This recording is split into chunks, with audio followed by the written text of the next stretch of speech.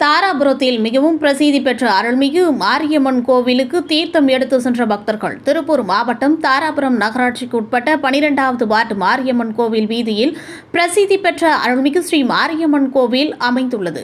இந்த திருக்கோவிலில் இந்த ஆண்டு பூச்சாட்டு உற்சவம் வெகு சிறப்பாக நடைபெற்று வந்த நிலையில் தாராபுரம் நாயுடு சமுதாயம் சார்பாக அதிகாலை 6 மணி அளவில் மேற்கு பஜனமட தெருவில் உள்ள மடத்திலிருந்து மேலதாளத்துடன் துவங்கி சோளக்கடை வீதியில் அமைந்த நாயுடு சமுதாய கூட்டத்திற்கு வந்தது. அங்கு பூஜை தொடங்கி சோளக்கடை வீதியிலிருந்து 5 முக்கு சந்திப்பு வழியாக அமராவதி ஆற்றங்கரைக்கு சென்றது.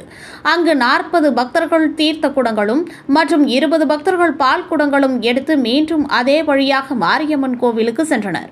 மேலும் மாரியம்மனுக்கு 16 வகையான வாசனை திரவியங்களை பயன்படுத்தி சிறப்பு அபிஷேகம் நடைபெற்றது. அதன் பின்னர் கோவிலில் அலங்கரித்து வைக்கப்பட்ட ஸ்ரீ மாரியம்மனுக்கு சிறப்பு அபிஷேகம் செய்யப்பட்டது.